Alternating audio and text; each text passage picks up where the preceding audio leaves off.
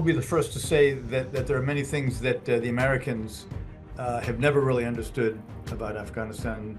Most of the people who are responsible for carrying out our policy in Afghanistan never really fully understood what they were doing. But one of the things that has amazed me consistently is, frankly, how little Pakistan, the Pakistani government, the army, really understand the Taliban. Same way that in 2021, the idea in the plan was to not hand over to the Taliban exclusively after the American Taliban deal, the Doha deal.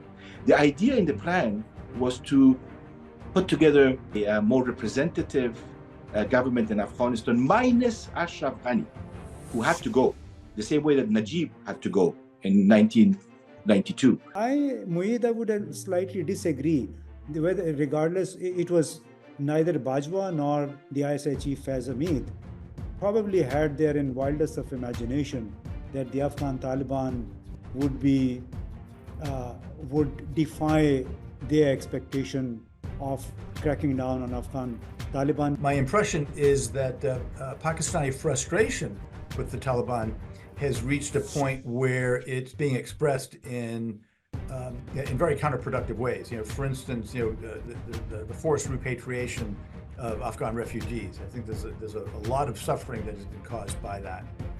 But I think that my sense is that the Pakistan government is just frustrated, and they're trying to find some way to exert pressure on the Taliban government, and nothing seems to be working. And this is what led us to believe that they are actually a proxy terrorist group which is not interested in proxy. Proxy terrorists. I mean, proxy is someone's proxy. What are you saying?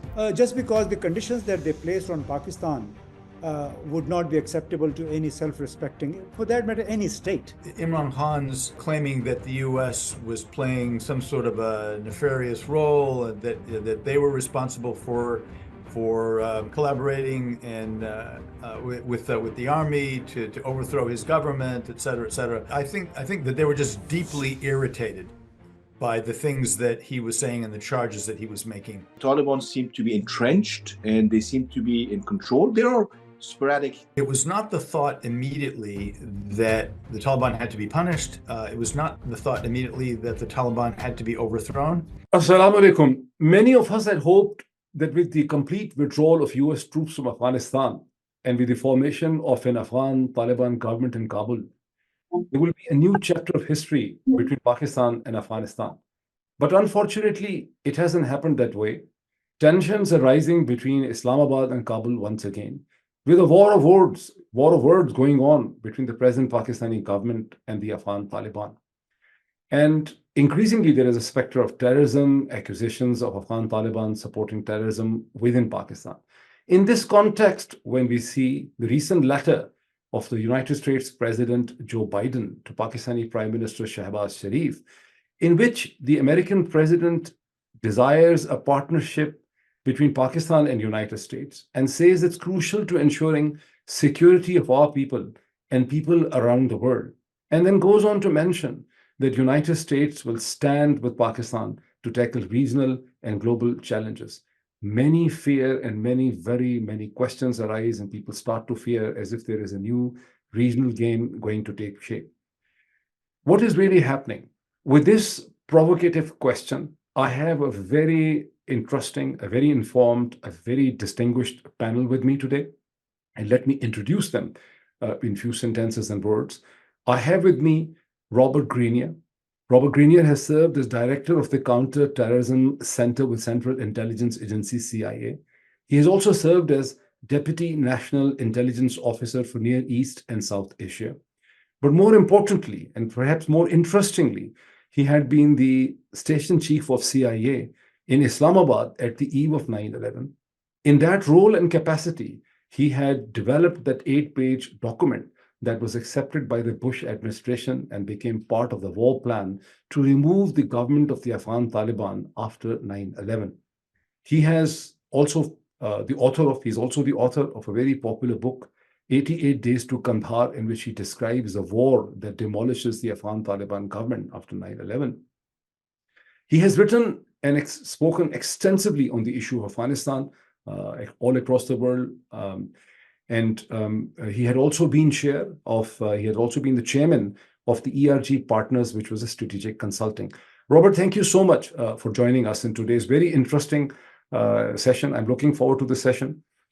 In this session, we have at least 3 different voices, 3 different accents, 3, if you add myself, then 4 different accents, 4 different voices. We have an American voice, an American perspective. We have an Afghan perspective, and we have a Pakistani perspective from Islamabad, and let me add them here. We're also joined by Ambassador Omar Samad. Ambassador Omar Samad comes from a very distinguished family of Afghan politics and administration. He has served under both the Hamid Karzai and Ashraf Ghani administrations. He was spokesman of the Afghan government.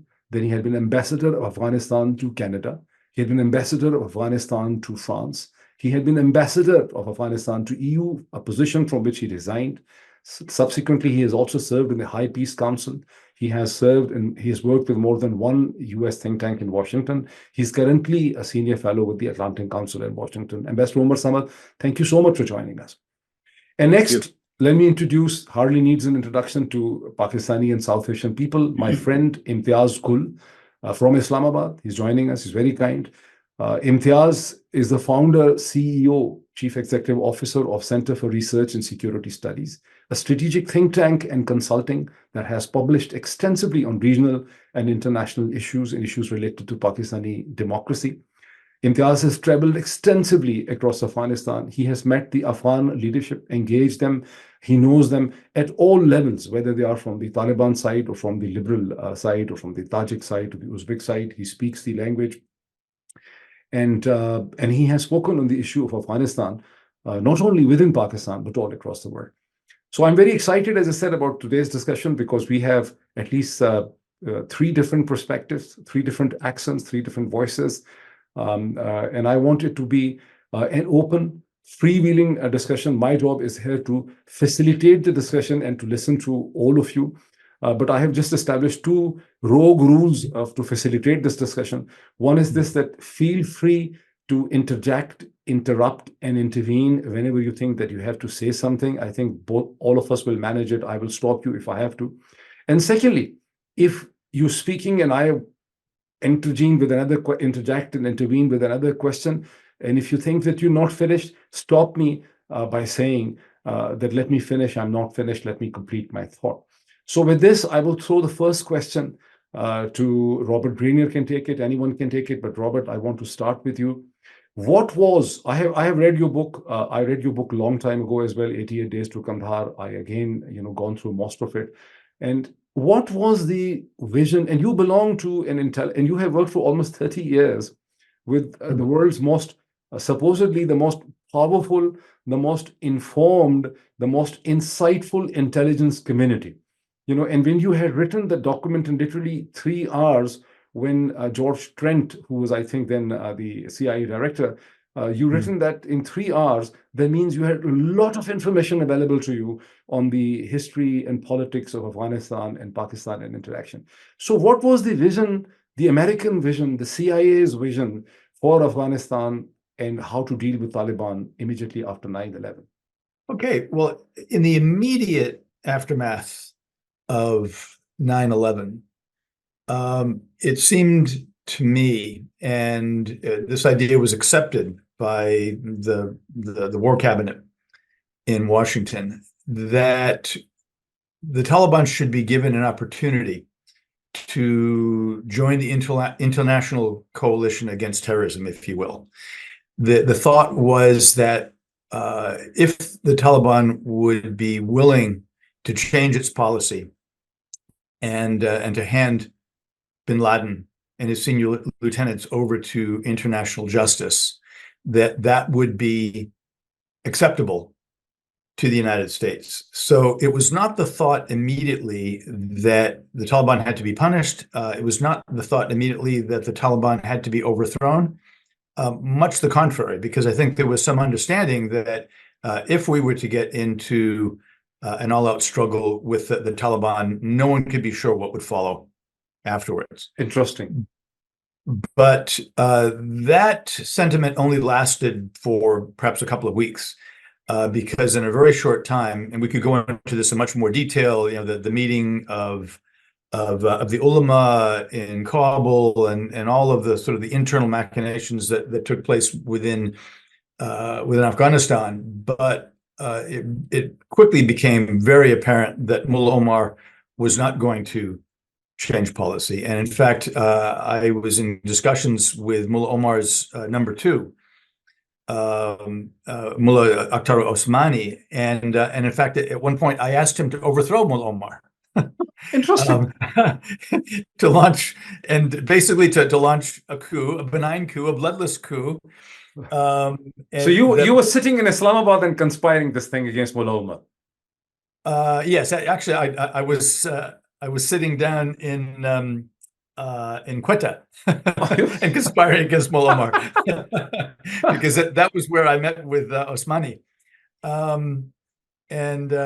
So anyway, we had long discussions spread out over 2 days, and we spoke for over 8 hours.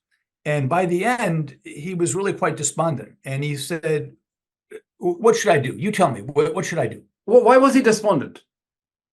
He was despondent, and again, I'm putting a number of different things together. So some of which I could see, some of which I only knew about, some of which I was informed about by Pakistani intelligence. But I think that the impact of 9/11 and the very strong possibility of war with the United States was particularly of concern to the Taliban in virtue of the fact that just before 9/11 they thought they had won. Because they had won? In what way? Well, I'm drawing a blank. I can't believe that I'm drawing a blank on the assassination of Masood. I'm sorry. Omar, were you going to refer to the assassination of Ahmad Shah Massoud? Exactly. So when Ahmad Shah Massoud was killed, and this was explained to me by the chief of the ISI, who had just met with Mullah Omar and others in General Mahmoud. Sorry, General Mahmoud. General Mahmoud, and shortly after 9/11, General Mahmoud made a visit to Kandahar. I met with Mullah Omar. He met with the other Taliban seniors, members of the Shura, and he said the impact of 9/11 and the prospect of war with the United States has concerned them even more than it otherwise would have, because they thought they had just won. Because Ahmad Shah Massoud was just killed, they thought, my God, finally victory is at hand. Okay. And so they went from that high. So victory within the context of Afghanistan. They were not looking, not victory in the context of US. Oh, no. So here, because remember, the Taliban, they did not plan 9/11. They really had nothing to do with it, other than the fact that they were playing host to bin Laden and the so-called Afghan Arabs. But now all of a sudden, 9/11 happens, and it looks as though it's a strong possibility that they'll have to go to war with the Americans. And remember, they've gone through they defeated the Soviets. They have defeated virtually all of their enemies in Afghanistan. Ahmad Shah Massoud is dead. It feels as though ultimate victory is in their grasp. And now suddenly this happens, and it looks like they're going to go to war with America. So it really threw them into despondency. And although when I was speaking with Mullah Osmani, he was putting on a very brave face, and he was saying, "Oh, we will defeat you the same way that we defeated the Soviets, et cetera, et cetera." You could tell that he really didn't want to have this war. And so he was trying to find ways, is there some formula here short of turning bin Laden over to the Americans? Is there some way to dodge this bullet, so to speak? So why it didn't happen? Why it did Sorry? not happen? Why it did not happen? Why could they not sacrifice Osama bin Laden? I think, frankly, it was a lack of imagination. Obviously, under those circumstances, given Pashtunwali, given their culture, given the close identification between bin Laden and Islam inside Afghanistan, to have simply turned bin Laden over to the Americans would have been a great humiliation for them. Yeah, I think anyone can see that. I think so we tried to find face-saving ways for them to do it. Imtiaz wants to come in. Are you back? I'm sorry? Imtiaz wants to Yeah, come in. I'm back, and I just wanted to butt in with a question. Yeah. Since we are now discussing Osama bin Laden and the Taliban, apparently, as Robert said, strategizing as to how to find a middle ground to hand him over. Right. You were, I understand, part of the delegation that visited Sudan and basically pushed the American delegation, apparently pushed Sudan to send Osama bin Laden to Afghanistan. Why was that? Why was well, US actually, no. I did not participate in a delegation to Sudan. Okay. And so I wasn't involved in any of those dynamics directly. I only knew about it vaguely because I wasn't even working on South Asia at that time. Mhm. I know that the U.S. government and maybe CIA in particular were putting pressure on Khartoum to do something about bin Laden. I don't think to my knowledge, there was no specific plan. For instance, they didn't say, "Well, send him to Afghanistan." I think they were just making clear that they were unhappy with the fact that bin Laden had safe haven in Sudan. They could already begin to see that he could pose a threat. And so my understanding, and you may know far better, was that the Sudanese decided, okay, we need to send this man away. And so but if I may suspect say, it was his choice. Yeah, Ambassador, this story of Khartoum in Sudan is almost 5 years before 9/11, and so so this happened way before. It happened actually at a time when the Taliban had not even captured Kabul yet, and Rabbani was the head of the Kabul regime, let's say, and there are credible claims that when bin Laden arrived, he was welcomed by the then Afghan government under Rabbani in Jalalabad. So the Taliban at the time were not in charge, and it was later, after the fall of Kabul to the Taliban, that bin Laden basically played allegiance to Mullah Omar and was given refuge. So there's a time lapse here that I wanted to clarify so that people are not confused about what happened first and what happened second. Yeah. Since you have interjected, I have a quick question to you, Ambassador. You should button into it.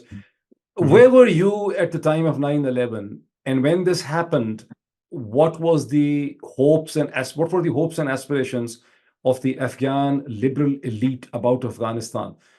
Right. What were your hopes? Good question. Well, I first of all had at that time on 9/11 spent more than 35 years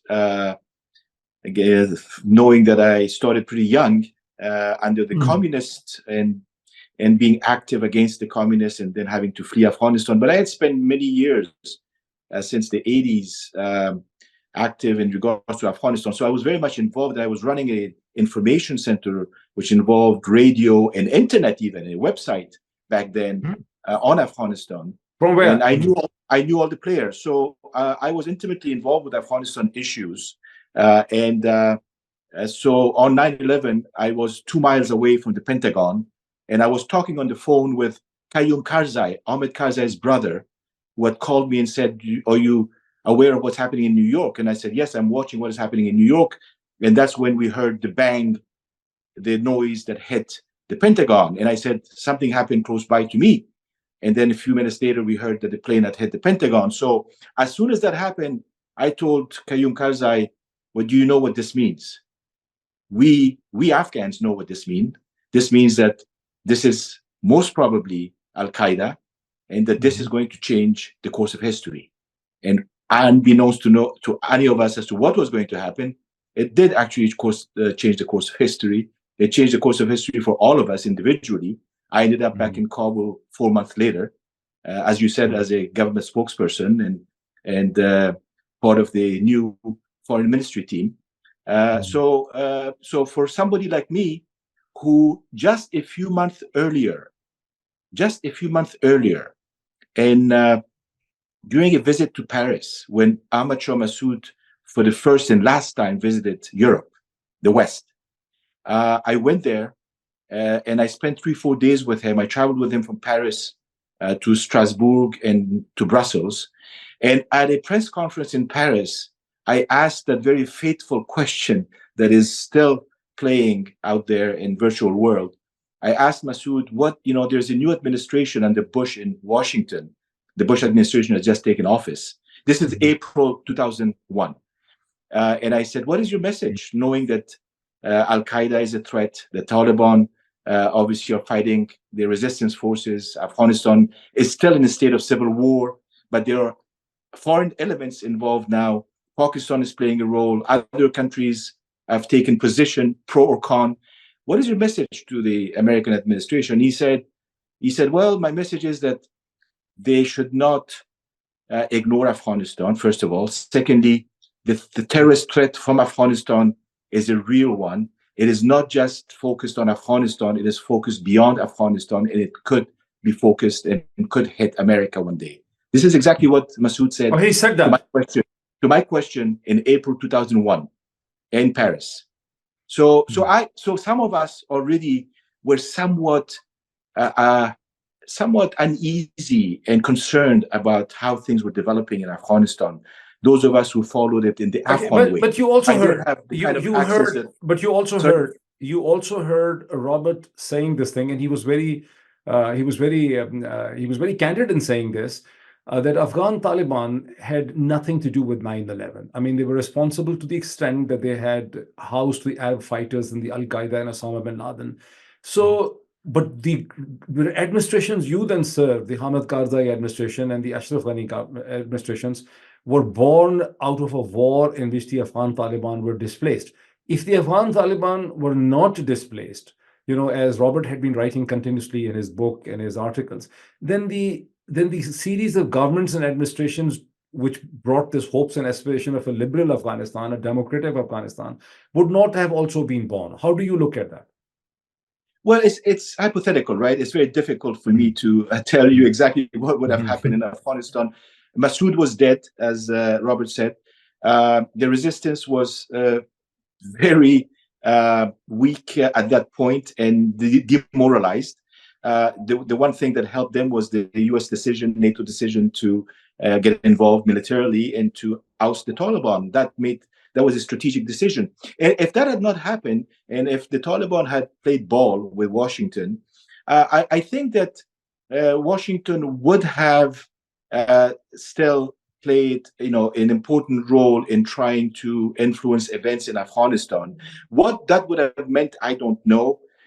Whether the Taliban would have been weakened further, or they would have been given free hand to pursue their agenda, which was very difficult to accept. The Taliban agenda back then, as some of the elements of it right now are unacceptable to most Afghans and most people around the world, was not something that was very productive or could help Afghanistan, the region, the world. So I think that there was a need for change in any case, whether the Taliban were involved in the change or whether the Taliban were asked one way or the other to leave, which is what happened. There would have had to be some change in Afghanistan. Some kind of change where, the same way that in 2021, the idea in the plan was to not hand over to the Taliban exclusively after the American Taliban deal, the Doha deal. The idea in the plan was to put together a more representative government in Afghanistan, minus Ashraf Ghani, who had to go, the same way that Najib had to go in 1992. Minus Ashraf Ghani, everybody else, including Karzai, Abdullah, others, were supposed to sit down with the Taliban and agree to a government of national reconciliation, national unity, and share power after the American Taliban deal, the Doha deal. The idea in the plan was to put together a more representative government in Afghanistan, minus Ashraf Ghani, who had to go, the same way that Najib had to go in 1992. Moeed, I would slightly disagree. Regardless, it was neither Bajwa nor the ISI chief Faiz Hamid probably had there in wildest of imagination that the Afghan Taliban would defy their expectation of cracking down on Afghan Taliban. Now, Okay. some people So, say that so was let me bring impossible, Imtiaz. Let but me bring that's the idea. Imtiaz, you have been in Islamabad in all this time period. You just heard Robert Grenier as well. I can tell you and remind you that in his book, he had expressed a lot of doubts about the whole the mission of nation building. What do you think? What went wrong? What was the America's plan, and what went wrong from the Islamabad's point of view, from the Pakistani point of view? Well, we don't know what the actual American plan was, but there's still a lot of speculation about that. Whether they really, came after Osama bin Laden, Al-Qaeda. When we don't, it's still a matter that it has to be debated. Very But interesting. as a whole, it was, I think, big disappointment for Pakistan, because once the Taliban had come to power, they had taken Kandahar, then they took Kabul. Coincidentally, I, together with a few other journalists, was in Mazar-e-Sharif when they took Mazar-e-Sharif. We happened to be in Kabul when the Taliban took the capital. And there was a lot of euphoria about it, and that's why the Pakistani Prime Minister at that time, next day, sent his ambassador to Mazar-e-Sharif to congratulate them and recognize the Taliban government once they had captured Mazar-e-Sharif. So there were a lot of accompanying hopes, but the problem was Pakistani establishment took everything for granted. They thought, we have now Afghanistan under our thumb. But what they had forgotten, what they did not learn lesson from, was how Gulbuddin Hikmatyar and some of his people, commanders, as well as Abdul Rab Rasul Sayyaf, treated Pakistan once they had crossed over. It was April. But what were the Pakistani hopes? You said the Pakistanis were jubilant. I mean, they sent the hopes were that there will be a compliant administration in Afghanistan once Najibullah goes. But when these people, these 7 Mujahideen, in April, this was April 1992, they crossed over and took positions in different parts of the world, and Rabbani became the president or the prime minister. So there we could see, as journalists, as observers, that Afghans, once they are over the border, they were behaving like their own bosses. They were not listening to anybody. And this is where I think Pakistanis went wrong. This is where the Pakistanis went wrong again when they were cozying up or quoting the Afghan Taliban. So there's a lot of miscalculation, and the Americans did the same mistake. They committed the same mistake. They thought, by throwing money at everybody, the way CIA was also doling out money. And I know a lot of cases where in the pretext of, or in the real pursuit of, Osama bin Laden and Ayman al-Zawahiri, they were embracing every Tom, Dick, and Harry, wherever they could. Yeah, Americans have earned a bad reputation for having so much money, actually. Even in the James Bond movie, I was at one point, they basically say that the CIA guy says to the British intelligence that, do you think we're short of money? Here is the money. So can I quickly offer you? This way they ended up creating a constituency, a whole class of neo-rich people. It was, one was the traditional elite in Afghanistan, the other was those who benefited from all these massive contracts, whether they were the Italians, whether they were the Germans, or from elsewhere. So I think the calculations of a lot of people went wrong, and Pakistan continues to suffer from the miscalculations. Okay. Omar, quickly, you want to say something before I just quickly want to say, I wrote a chapter last year for a book on the Great Power Competition, Volume 4, Lessons Learned from America's Longest War and the Collapse of Afghanistan. And in the chapter, my focus is on sovereignty, Afghan yearning for sovereignty and independence, regardless of all the meddling, all the interventions that have taken place. This is one thing that I think a lot of people have not understood. And so every collapse that you see has an element of wanting to regain the sense of sovereignty and nationhood and independence that Afghans have sort of inherently in their DNA. And it goes at the national level all the way down to tribal. So this is why it complicates Afghanistan further. And so I think that what we saw was also an attempt to make sure that the lessons are learned. And not many came and learned the right lessons about Afghans, about what really drives them, what makes them go and resist and lose their life for something, for a cause. I don't think we understood Afghans very well after all the billions of dollars because studying us. You have been telling me some very interesting things about the Doha dialogue, which when Zalmay Khalilzad and his team sat with Taliban. I'll come to it, but I just want to come to this very interesting question which Imtiaz has thrown for Robert Grenier, and he shouldn't be allowed to, run away without answering this question. As Station Chief CIA, do you speak Urdu? Do you understand Urdu? No. You don't understand Urdu. How is that possible? I mean, Pakistanis suspect that every CIA chaps understands Urdu. They send him with a chip in his head, that he understands. That's because you guys speak English so well. No, but thanks for then the ISI speaks English as well, right? So there was a famous Pakistani general, the only Pakistani general that had become a public figure, a media figure after his retirement, General Hameed Gul. You must have met him or must have known about him. I did meet him, yes. You meet him, right? He was a very, very interesting character. I must have interviewed him something like 10 times. I must have met him dozens of times. He created a slogan after 9/11. In Urdu, I will say it so people will remember, and then I can translate that for in English. He said, 9/11 bahana hai, Afghanistan ठिकाना hai, Pakistan nishana hai. 9/11 is an excuse. Afghanistan is a location, is a convenient place, and Pakistan is the main target, right? So Pakistan is the target, Afghanistan is the place. America has chosen to target Pakistan, and 9/11 was an excuse. Did it ever reach this paradigm? Ever reach your ears and heads? Oh well, I've heard. In fact, I heard directly from Hameed Gul very similar things. I've met him at some conferences, particularly in Doha.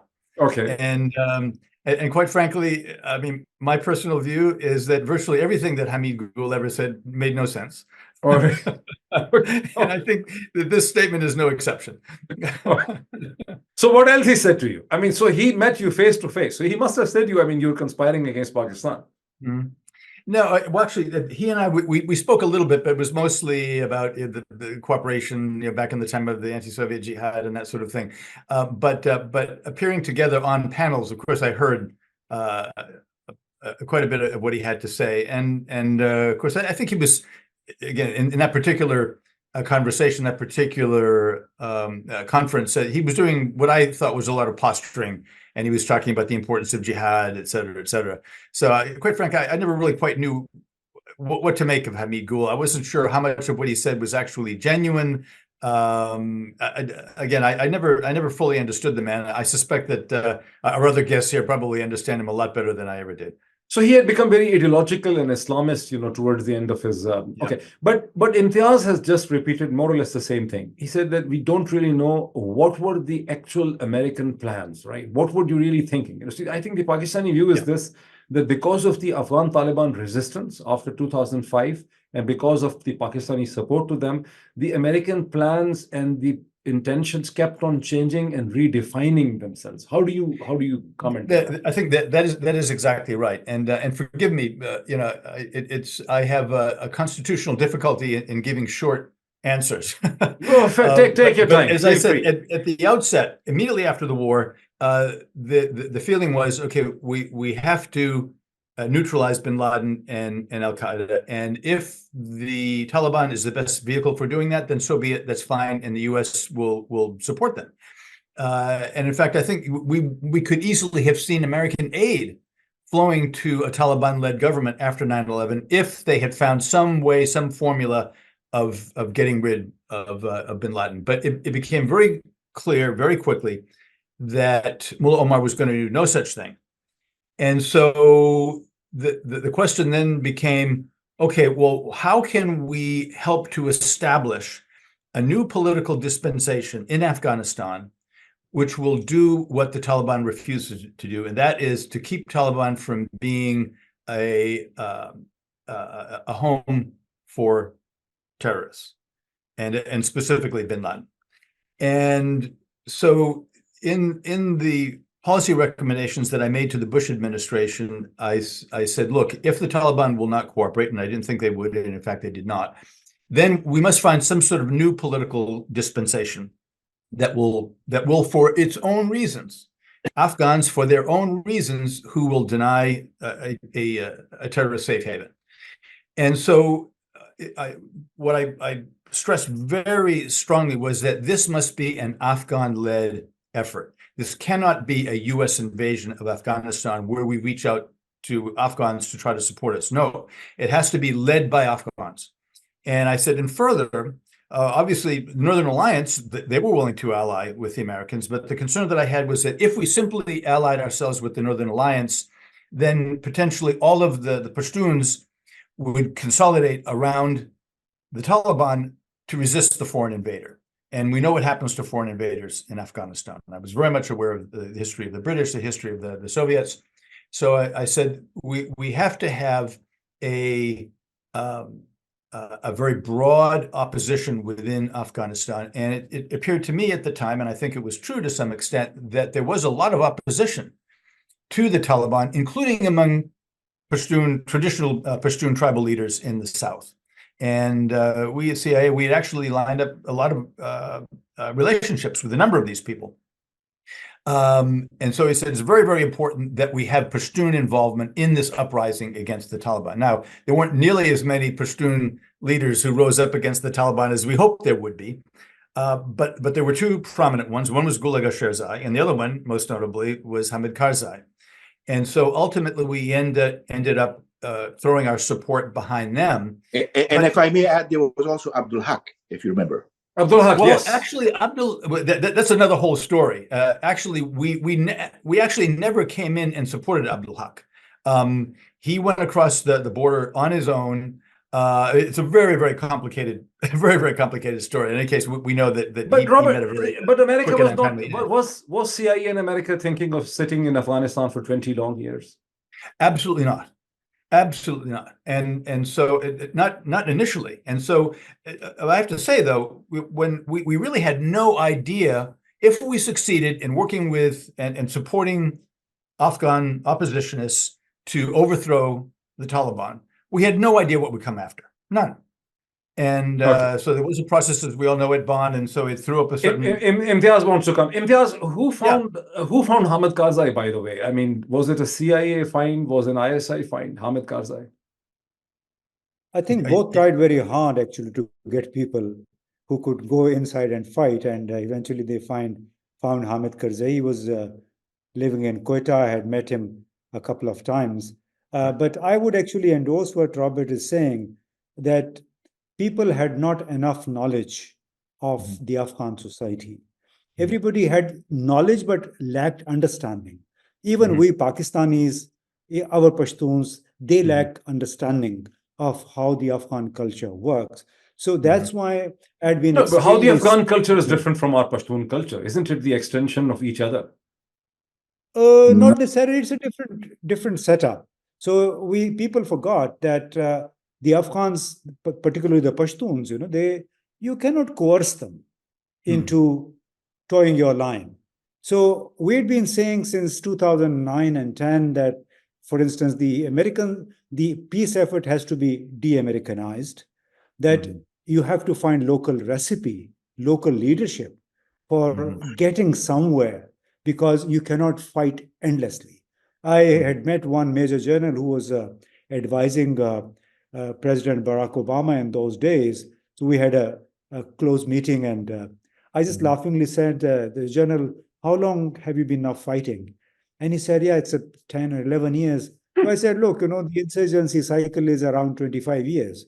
So you haven't fought even for half that time. So forget about, defeating this country. Even Pakistanis won't be able to really pressurize if they want the Afghan Taliban or the Afghans themselves. So it's a culture that you can take them to paradise. You can take them to hell, actually, with love, but you cannot take them to paradise or to heaven with pressure at gunpoint. Right. So let me bring this thing. I was I was looking at this Council on Foreign Relations had created a whole summary of the American war in Afghanistan, which says the US war in Afghanistan, right? So on this, I found something very interesting. This is on September 2005, Democracy in Afghanistan. Omar, someone write this. It basically says that more than 6 million Afghans turn out to vote for the Volisi Jirga, the Council of People, the Mesharano Jirga, the Council of Elders, and the local councils, considered the most democratic elections ever in Afghanistan. Nearly half those casting the ballots of women. My first question to you is, Ambassador Omar, is this true or is this an exaggeration or falsehood?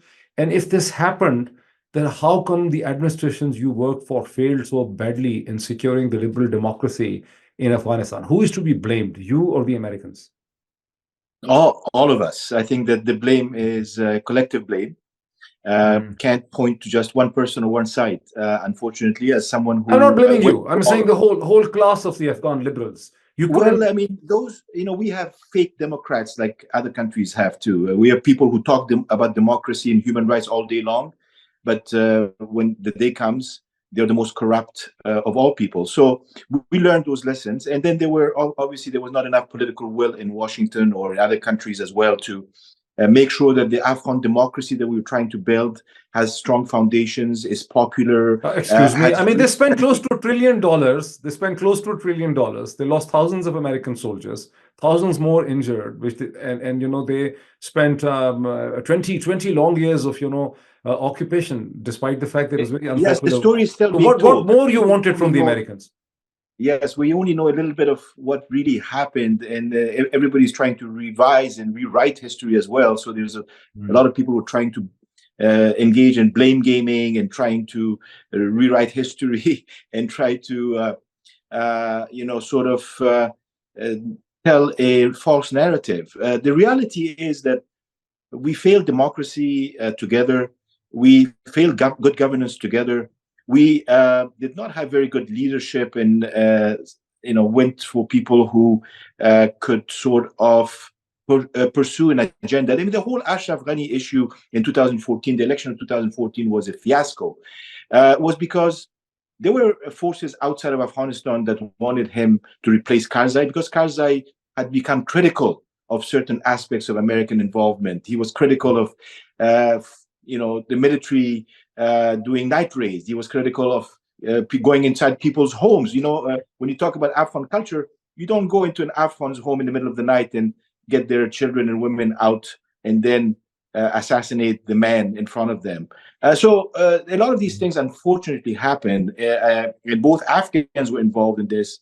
And remember, this was a civil war that had never ended. This is a civil war that was treated as of course, for a while it was treated as a war against terrorism, and there was good reason to treat it as such. But then the Americans were pushed by some, both Afghans and non-Afghans, to continue this war for reasons that had nothing to do with real terrorism. It had to do with a civil war that Afghans had not finished, and they took side. And that's why, as a result, unfortunately, the side that was weaker lost, and they didn't have any more the will to fight and the reason to fight. But Ambassador, what I'm saying is that your administrations and your liberal elite could never negotiate successfully with the Afghan Taliban to bring a broad. We were prevented. You were prevented. To be honest, there were some Afghans who saw the prospects of a denouement that was a total collapse, and try to steer the country towards a political reconciliation, political settlement. We needed a political settlement every day for the past 20 years of the Afghan Republic. Until the last day of the collapse, we had an opportunity to do so, and we failed. And some people played the role of a saboteur. They didn't want an Afghan settlement because it didn't serve their purposes. So there were a lot of agendas at play, and we don't have time to go into all of that. That did not want the Afghan crisis to end. They wanted this to turn into a forever war. There was a lot of profit to be made. There were other agendas at play, and it ended in failure because we lost every opportunity along those 20 years to make peace. And we could have with leverage, with a heavy hand, with a lot more than what we had in 2021. But we failed to do that, and Afghanistan suffered, the Americans suffered, the donors suffered, the Taliban suffered as well, the people of Afghanistan suffered, everybody suffered. And as a result, half the population. Imtiaz wants to come in. Half the population, what a tragedy. Half the population, you see, the women cannot be doctors, teachers, professors, girls cannot go to school. After 20 years of a time period when the Afghan women were policemen, they were diplomats, they were part of the international conference system, they were lady doctors, they were anesthesiologists. We are back at this, Imtiaz. Yeah, actually, I just wanted to say, why this war prolonged and why it all imploded within a couple of days. Who do you want to blame, the Americans or the Afghan elite? I would say, in this case, I would say it was the American benevolence. A lot of Afghans who were benefiting from this war economy took the American continued support for granted. Cigar, I think, pointed this out in many of the reports. And coincidentally, sometime in 2015-16, I happened to be in Washington. I met a senior official of the Cigar, and he said, look, we know how much money Karzai and Ashraf Ghani and others have, and where is it sitting? But political considerations prevent us from going after them. So it was the American, this tendency to look away from potential partners and allies, which emboldened the war lobby, just because there were a few thousand people. And you see them now sitting in the UAE, sitting in Istanbul, or wherever. The dominant majority of these people simply left the moment this implosion happened. So I would say that the money, the kind of money that was thrown at this nation building project created another corrupt society, another corrupt class of people. It was Afghans, non-Afghans, Europeans, even American contractors, which basically was doomed to fail, just because the objective was not to end the war, but to continue it, to fleece the American taxpayers' money as much as possible. Robert. Well, I don't disagree with that, but it seems very clear to me that it might have been possible to find some sort of a political understanding with the Taliban immediately after their defeat, or soon after their defeat in December of 2001. You have written about it. Yes, I think we might, and no one was no one on the American side, certainly the European side. There were some Europeans, I think, who were saying, "Look, we need to reach out to elements of the Taliban." There were substantial elements of the Taliban, I think, that would have been quite willing to accept the leadership of Hamid Karzai and to come up with some sort of a political dispensation in which they could participate in some way. But as the Taliban began to come back, beginning in 2005, 2006, 2007, and as they gained strength thereafter, it seems to me that there was no desire, no willingness at all on the part of the Taliban to reach a political settlement. And certainly when we got to 2006. After 2006. Well, I mean, we could argue about when we crossed that point, but certainly you get to the point of the Obama surge, 2011, 2012, and then we start getting into the period in 13, 14, the Americans are drawing down their forces. I think that even then the Taliban was irreconcilable, that the Taliban saw no reason to reach. I don't think it's in their DNA to have some sort of a political settlement. I just don't see the Taliban as acting like a political party. It's just not in their nature. They're fundamentally a movement, and I don't think that there was ever, certainly after 2006, 2007, there was ever a reasonable prospect for a political settlement with the Taliban. I want to disagree here to some extent. Partly, yes, it is right that there are some Taliban who are irreconcilable, and they will go all the way. What we have seen over the past 10 years or so is a new crop of Taliban who probably think that the country needs to learn its lessons from history, from the communists to the others, the Mujahideen. that it cannot be a monopoly, that Afghanistan cannot be run as a monopoly. And that is the narrative that some of us are trying to instill. I think that there were many occasions, and Moeed Karzai, in an interview last year that I did with him, gave me the examples of all those moments, all those occasions, the opportunities that we had to steer the ship towards political talks and a political settlement. At a time when the surge was going on, was the time when we should have really let that office in Doha do its work, and we shut it down. So anyway, there were a lot of reasons why those opportunities were squandered. But having said this, let's also not forget that it's not all about Afghanistan and the Americans. Afghanistan is in a very sensitive region of the world, a very dangerous region of the world. I think that every country surrounding Afghanistan, including Pakistan, could also have played a better role, and they didn't. There were countries who, over time, started seeing the prospects of a durable American NATO base in Afghanistan, and they started reacting to that. And so they started building relationships with the Taliban. And so they were also trying to make sure that the Americans were going to leave as soon as possible. And Pakistan was obviously, it's obvious to most Afghans now, and the record shows, was sort of caught in between two currents. You know, the Western counterterrorism narrative versus Pakistan's sort of own interest in trying to use Islamism and use radicalism for its own purposes because of India and because of other issues. And Afghanistan, of course, was one of those places where Pakistan had to play a double game.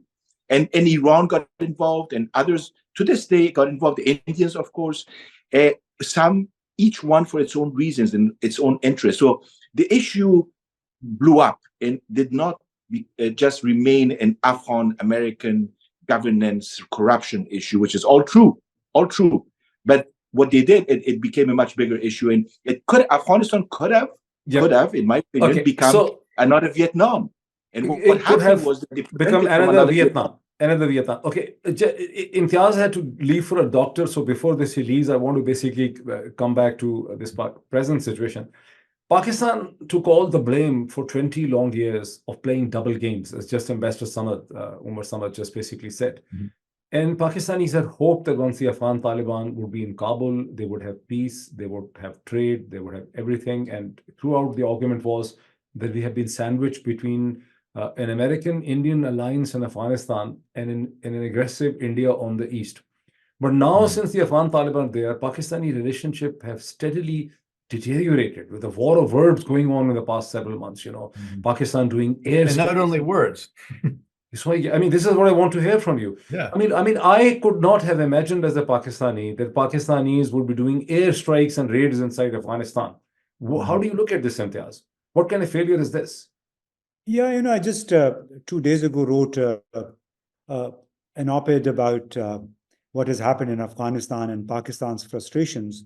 I call it the rude awakening in Pakistan by the Taliban's return to power.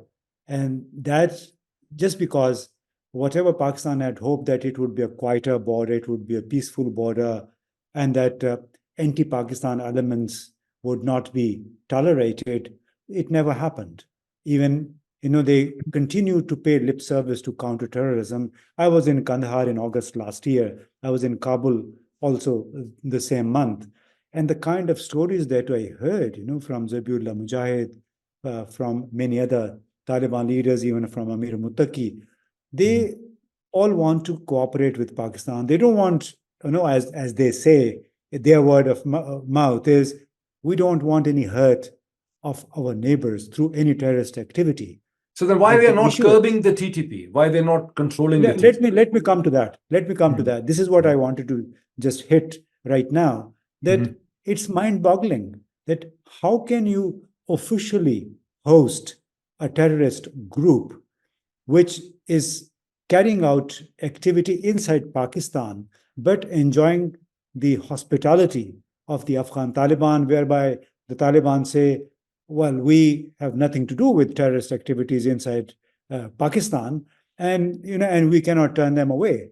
But what essentially happened is that since they have been comrades in arms, they have been ideological partners.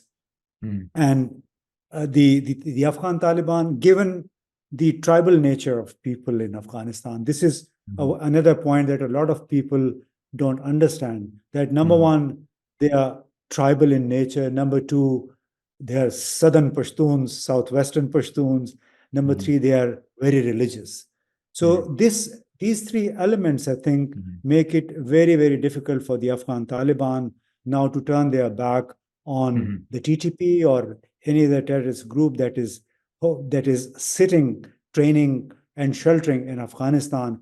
And this is where Pakistan eventually had to draw the red line, particularly with the 5th September 2023 attack via Chitral up in the mountains that the TTP launched. A lot of people were killed in that. So there, Pakistani security forces presented the Taliban with a lot of graphic video evidence that we heard, that we were told.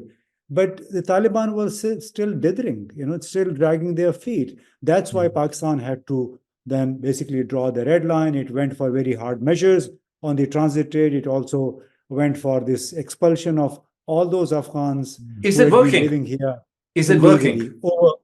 Sorry? Is it working? The Pakistani hard measures, are they working? No, this is what we said in the beginning, that these hard measures will not work because of the nature of the border. This is, neither the smuggling could ever be stopped because we have fenced the border. We spent 100 billion. We have spent more than 100 billion rupees in fencing the border.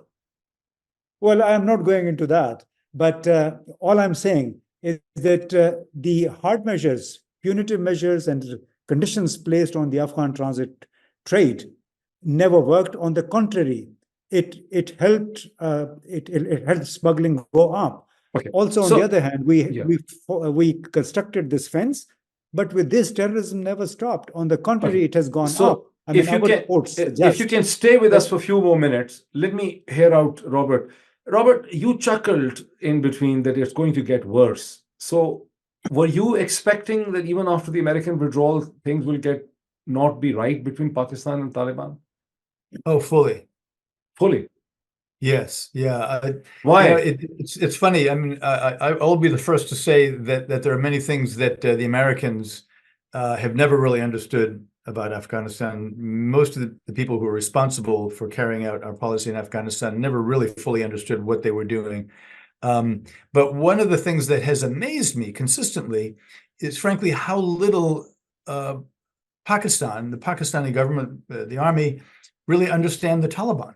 And I think that they actually did believe, as I believe Imtiaz is saying, that they could influence the Taliban, particularly once the Taliban came to power. There was every reason to cooperate with Pakistan. I never thought that the Taliban was actually going to control TTP. And for precisely the reasons that Imtiaz has just articulated far better than I could.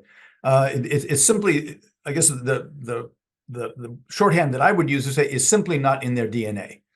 I mean, for religious reasons, for cultural reasons, tribal reasons, they simply cannot bring themselves to do it to the extent that they actually have the capacity to do it. Leaving that aside, I just don't think that they would ever have the moral desire to do it, despite the fact that controlling the TTP is clearly in their objective national interest. Having problems with Pakistan on this scale is not in their interest. Robert, you have been traveling to Pindi and Islamabad a number of times. You spoke over there. Did you not tell the Pakistani military decision makers your analysis that Afghan Taliban would not what you were saying right now, that they would not rein in TTP? Did you ever tell them? Yes. Oh, absolutely, I did. You told them? And, yes, and the answer that, broadly speaking, that I got was, first of all, I'm not sure that what I said was particularly persuasive, but also at least what they would articulate was that, but you see, we have to have respect for Afghan sovereignty, and no, for us to be attacking across the border, no, that this would be counterproductive, and we really can't do it, and stuff. And yet, ultimately, I think, out of frustration, That's precisely what they have begun to do. And I think that and again, I appeal to others here whose understanding, I'm sure, is much greater than mine. But my impression is that Pakistani frustration with the Taliban has reached a point where it's being expressed in very counterproductive ways. For instance, the forced repatriation of Afghan refugees. I think there's a lot of suffering that has been caused by that. But I think that my sense is that the Pakistan government is just frustrated, and they're trying to find some way to exert pressure on the Taliban government, and nothing seems to be working. Okay, Imtiaz, since you have to leave, quick question. I don't know whether you were in the meeting. There was an extraordinary briefing with General Bajwa and General Faiz Hamid, both did in Afghanistan, in their Para headquarters. Were you part of that? Were you there? Yes, I was there. It was more than 40 journalists and think tankers were there. And then suddenly someone asked the question, I think I asked the question, or someone asked the question about the Afghans are not draining in the TTP. Someone asked the question. And in a face expression full of dejection and disappointment and with a sense of defeat, General Bajwa, along with the DGI, said that Afghan Taliban are now asking us to negotiate with the TTP. They think that we should actually, and they can help us with the negotiation. There was an element of resignation and sense of defeat and disappointment. Now, Robert says that he has been telling them they should have known it, but to me, it was somewhere in July. It was somewhere in the July of 2021. The Pakistani military establishment did not believe that Afghan Taliban will not crack down on TTP for them. They honestly and sincerely hope that whatever we have done for them, they will crack down on TTP. Why such a disconnect, mental disconnect? Well, I think this was on the 9th of August 2021, just a week before. This was a week before? It was a week before the Taliban returned to power. It was 9th of August. And Pakistani officers are telling us that there is going to be a protracted war and then Kabul is not going to fall. Do you remember that? Even a day before, even on the 14th of August, almost everybody was saying there is going to be it will take another 6 months or so before the Taliban take over Kabul. So they basically defied every expectation. And this surprised and shocked everybody, just because the system that had been built in the last 20 years was not based on faith, on commitment. It was based on dollars. So the moment, there was these scaremongers, arrived, got close to Kabul and backed on the peace deal, in Doha, because they were riding on the back of that peace deal. So this is what upset a lot of people. But Moeed, I would slightly disagree. Regardless, it was neither Bajwa nor the ISI chief Faiz Hamid probably had there in wildest of imagination that the Afghan Taliban would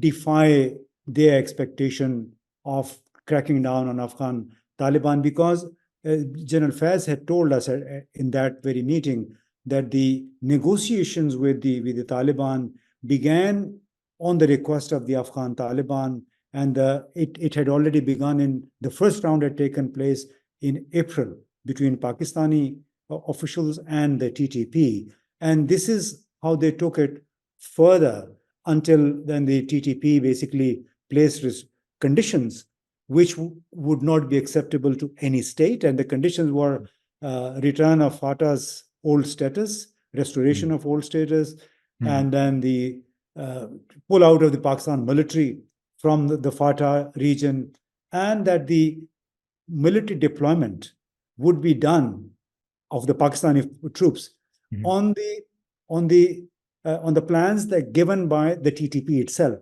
So these were conditions which were totally irreconcilable, and that's where I think the Pakistan then said enough. Still, Pakistan did not revoke the peace agreement. It was the Taliban who did it, and this is what led us to believe that they are actually a proxy terrorist group which is not interested in proxy. Peace, proxy terrorists. I mean, proxy is someone's proxy. What are you saying? Just because the conditions that they placed on Pakistan would not be acceptable to any self-respecting, for that matter, any state. FATA was history our military is a reality across Pakistan, whether it was in former FATA or in Karachi or in Lahore. So the conditions we interpreted at that time was that they're irreconcilable. That's a red line. And this is where the negotiations broke down. Okay, so if you can stay for another 5 minutes, we can wind up this discussion. Or if you have to leave, do you want to leave now? I have to leave, yeah. Okay, so we I'm will so just. sorry. Yeah, I would have loved to. but it was great having you. It was great Yeah. having you, and I would just go ahead and wind up this discussion because there were some points I want to wind up with the investor and with Robert Grenier, right? Okay, Robert. Thank you so much, and we look forward to have another discussion. I think that this is very informative. So thank you. We can have it actually. We have seen so much, in Afghanistan. Thank you very much. Thank you, Imtiaz. Thank you. You need several more hours. Several more. Sure. So Robert, you just heard Imtiaz saying this thing that the way TTP has put up these demands, it is definitely someone's proxy.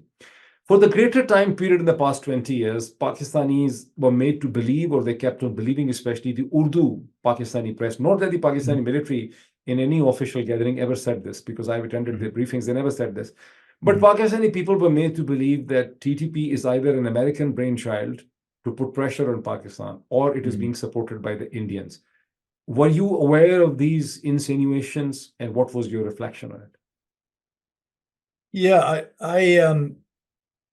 my absent any compelling evidence, my conclusion is that the TTP is operating on its own account. Now, I've heard stories from various academics, various people who have contacts with different extremist elements, whether it's the Haqqani network or TTP or others, to suggest that TTP has been willing to accept assistance from others and possibly to include the Indians. I have no idea whether any of that is true, but all of my instincts and all of my area knowledge strongly bring me to the belief that TTP, whatever assistance it might have received from any other parties, is not simply a proxy. They have their own motivations. They're largely religiously based, so I just don't see them as being a proxy in any. So you're saying that TTP has a mind of its own. It is organic in nature. It is produced by the circumstances and the political contradictions in the area. It's a byproduct of the war and dissatisfaction. But it is ready to accept the help.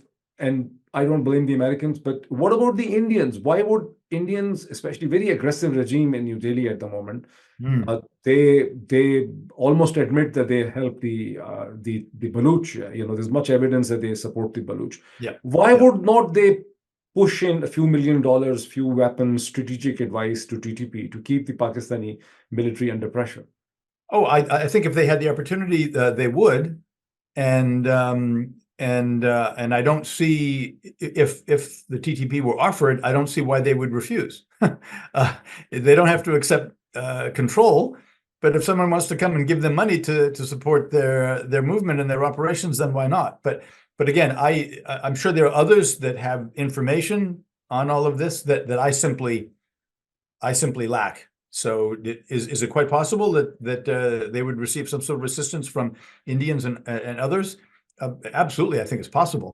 It's quite possible. But I don't see them as being a creature of anyone else. I think they're operating in their interest as they see it. Okay, so I think that's. I just say something, 2 words about TTP. I think from an Afghan perspective, I agree with Robert on this. I don't see them as a proxy. If they were a proxy, obviously before the fall of Kabul, they would not have been aligned with the Afghan Taliban against the US-backed and India-backed government in Kabul. But circumstances change, of course, and one day you may be on one side, and the next day you may be accepting help from another side, the same people who you opposed before. But I think that this, at the origin is a Pakistani issue. Of course, some of these people have crisscrossed the border and some of their families are in Afghanistan.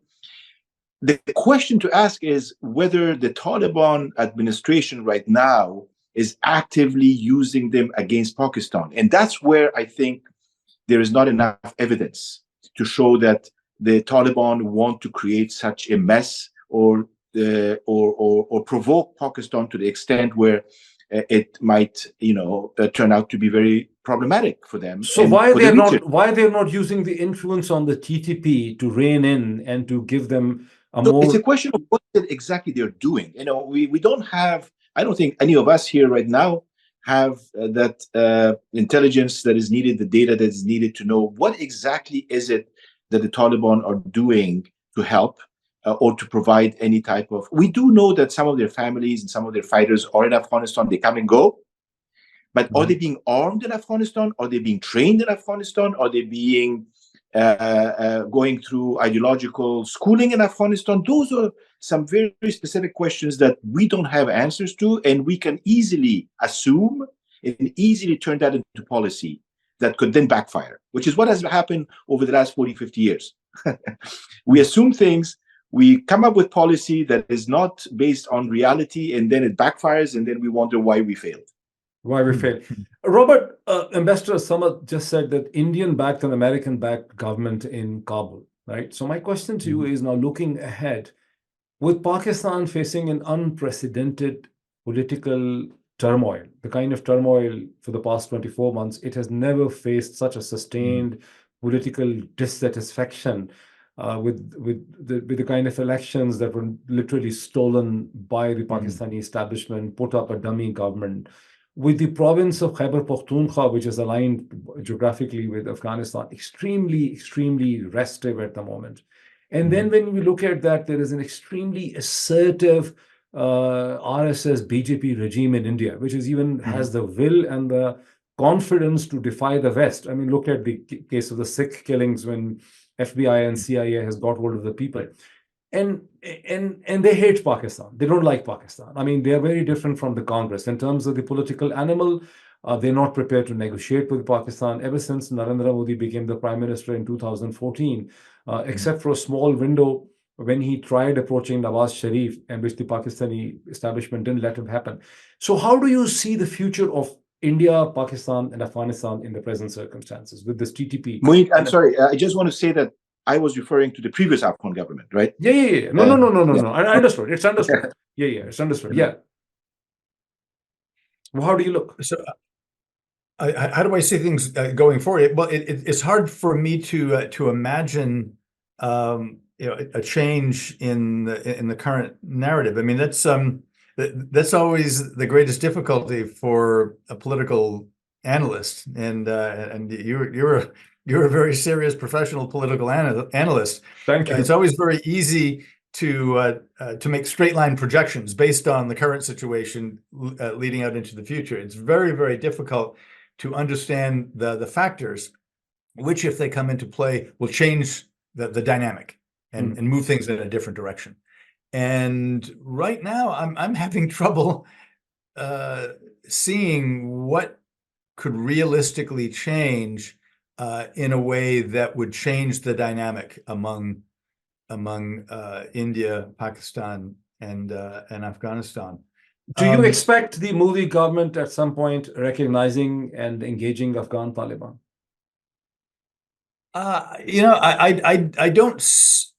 can't see why they would, frankly. It's hard for me to understand. It's hard for me to anticipate that they would ever really have cooperative relations with Afghan Taliban. With Afghan Taliban, the Indians and the Taliban. I'm sure there are any number of tactical situations in which it makes sense for them to talk to one another. But developing some sort of joint policy, joint cooperation worthy of the name, I just don't see it. And I think part of it really has to do with the ideological orientation of each side. I'm not sure that Taliban ideology, the way they think of themselves, would permit them to reach that kind of an understanding with the Indians, even if you could point out to them objectively that it's in their interest to do so. You know, They people are, don't but they are know. with the Chinese, Robert. So the same applies to the Chinese, and they seem to be getting closer with the Chinese, and so the Chinese-Taliban relationship could impact other relationships as well. Yeah, I wanted to come to it, Ambassador, that in December, President Xi Jinping officially and formally accepted the credentials of the Afghan Taliban ambassador, who's called Bilal Karimi. His actual name is Mullah Asadullah. Previously, he was designated for United Nations. So, and the Chinese have also sent a new ambassador to Kabul. So, Chinese are definitely warming up to Afghan Taliban. So, what was the future of the Afghan Taliban? What is the future of Afghanistan? Well, I think Afghanistan, at least it seems to me that the Taliban may not have learned many lessons about how to deal with society and ideology and education and human rights and women's rights and all of that, and monopoly of power. But one thing I think they have learned is how to balance Afghan foreign policy and security policy. It seems that they are going back to the old traditional model of Afghanistan, trying to stay safe without being aligned or drawn into any alliances, one against the other. So what we are seeing over the past 2.5 years or so is a rebalancing of Afghan foreign and security policy, of course, for survival purposes, first of all, and for the fact that they are a de facto government, not a de jure government. They are very vulnerable in so many ways, but at the same time, they have full control of the country. So you have all these different realities that they have to deal with. And in terms of trying to, and the geography and the geopolitics and the geostrategy that Afghans have had to deal with over all these years, I think has taught us that the best thing for us is to not allow too much meddling, and at the same time, not to align ourselves with any one side, because then we run the risk of being overrun by one or the other. And so that's what I think the Taliban are doing. I don't think that they have any particular, interest in being way too close to one side or the other. Even in the East-West competition that is going on, even in the great power competition that is going on, I think they want to maintain some kind of balance. But of course, it depends on how Washington looks at them and Brussels and then the donors. And so it's a complex situation, but that's the best option Afghanistan has right now. So, Robert, just the last set of questions. Omar hasn't mentioned this here, but he told me in a dinner that when the Doha talks started, the Trump team came up and it blasted the Afghan Taliban in Doha. And I said, you don't know the kind of power we have. We can blast you out of the earth. You need to listen to us. And the Afghan Taliban delegation kept on listening. And they didn't say anything. At the end of the day, they said, okay, we'll meet tomorrow. And the next day, it again happened the same, that the American team threatened them. They kept on listening, and then they left. And finally, the American team had to start talking of the other points. So apparently, I mean, if Umar's narrative is true, they are some sort of very smart people. And so what do you think is the future of the Afghan Taliban itself? I mean, do you think the US and the West has any more desire to displace them? Looking at President Biden's letter, and Imtiaz has left, but he told me that the British and the American diplomats keep on citing Afghan Taliban as a threat to the region, until a few months ago he met them. So what do you see is the future of the Afghan Taliban experiment?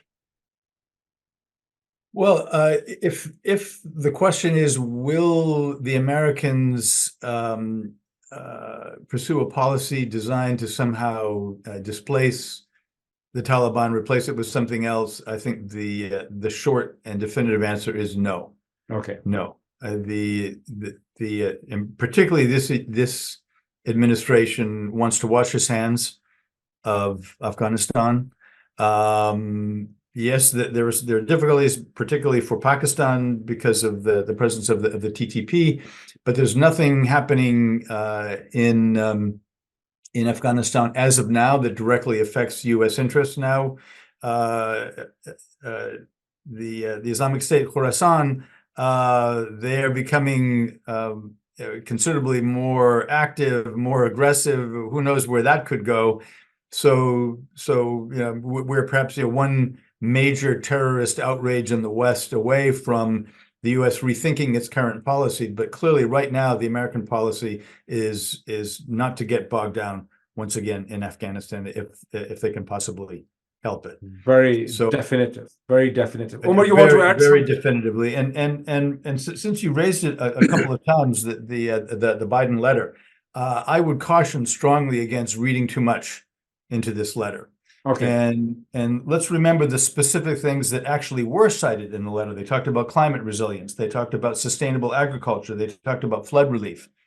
So right now, the desire of the Biden administration. But this is the second paragraph you're reading from. The first paragraph talks of a security of our people and people around the world, and stand with Pakistan to tackle regional and global challenge. That's the first paragraph. Yes, regional and global challenges like climate change, like food insecurity, like.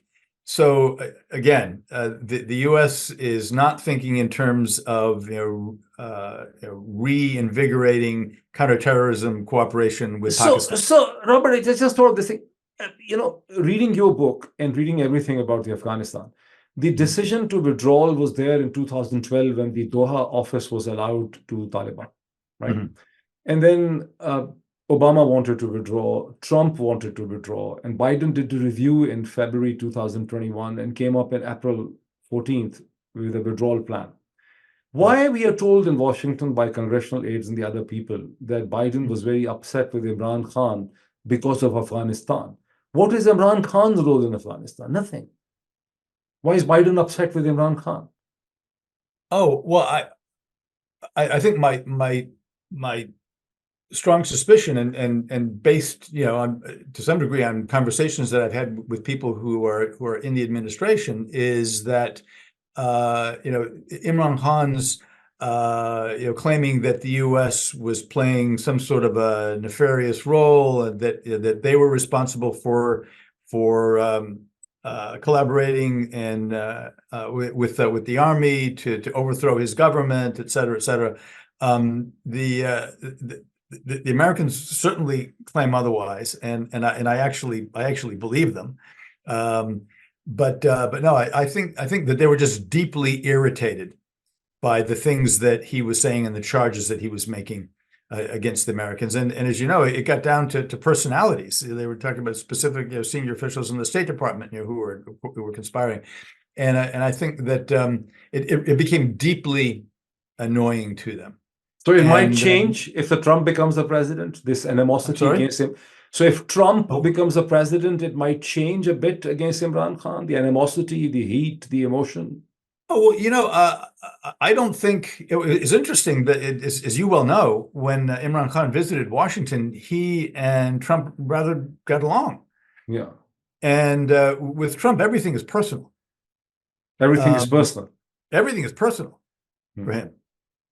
And transactional. And transactional. Absolutely. So there's really no doctrinal orientation here. But I think that the fact of the matter is, under the current circumstances, the U.S. doesn't see a strong national interest in Afghanistan or Pakistan. Now, obviously, Pakistan is a major country, a huge population, nuclear weapons, et cetera, et cetera. Nobody would want to see Pakistan destabilized. That's certainly true. So, and I think there is concern in Washington about the current instability in Pakistan, both economic and political. So there's a concern about that. But beyond hand-wringing and sort of trying to be helpful on the margins, there really isn't a new policy orientation that's going to lead the U.S. into any sort of major engagement with Pakistan at this point. Right now, at least for the time being, it could change, but right now, for the time being, Pakistan is in the rearview mirror. Afghanistan is in the rearview mirror, and that's the way, to the extent that it has any influence over the future, that's the way the administration wants to keep it. Omar, do you want to add something on the future of the Afghan Taliban experiment? Just shortly, first of all, I agree to a large extent with what Robert said about the future and what is possible right now and what isn't, what is needed and what isn't. But we're not talking about the unexpected that could happen in like 9/11 Right. and alter everything. And let's hope that we don't face that kind of a situation. But at the same time, we're also remembering that we are in the middle of an American election season.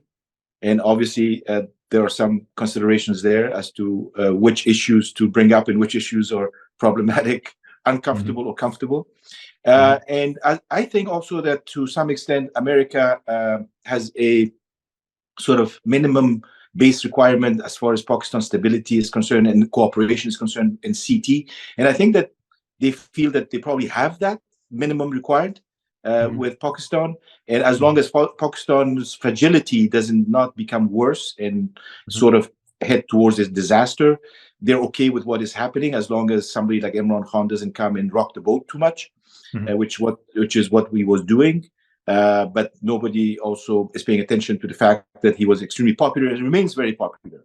And as far as the Taliban are concerned, right now there is no alternative to the Taliban on the horizon, and the Taliban seem to be entrenched and they seem to be in control. There are sporadic, probably skirmishes or somebody firing something somewhere, but nothing to the extent that could alter the balance in Afghanistan immediately right now.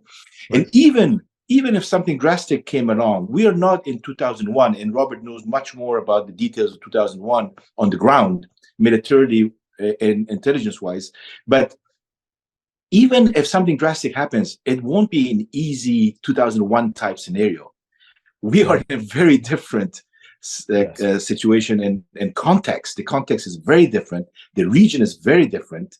The players are not in the same mood, and they're not in the same posture that they were in 2001. America had the backing of almost the entire world. And Afghanistan needs peace after, I'm saying this as an Afghan, after 50 years of most of my lifetime. The Afghans want peace and stability, but also, of course, they want a normal life. They want their basic rights. And the Taliban have to do more in that regard. And they have to be more accommodating to other Afghans. And they need to learn. And to children, and to women, and to make sure girls. that women of Afghanistan have their rights. And so all those basic rights that I'm talking about include women and girls and everybody. And so there are some lessons that we seem to have learned and some that we don't seem to be learning very easily. And so what is it that the question is, so how do you deal with such a situation? And the only answer that I have today is strategic, targeted, thoughtful engagement, step by step, gradual, that might open up space and that might change minds and that might bring about some type of societal, ideological opening and realization. And there's a role for the Islamic world to play.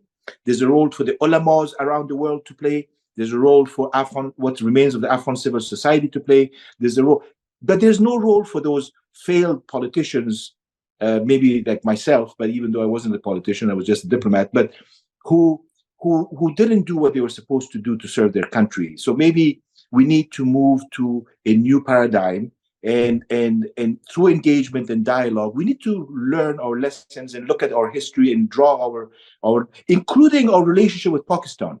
I want to sit down with my other Afghans and say, where did we fail in our relationship with Pakistan or Iran or this country or that country? And what are the lessons to be learned about Pashtunistan, about the tribal area, about economics, about trade?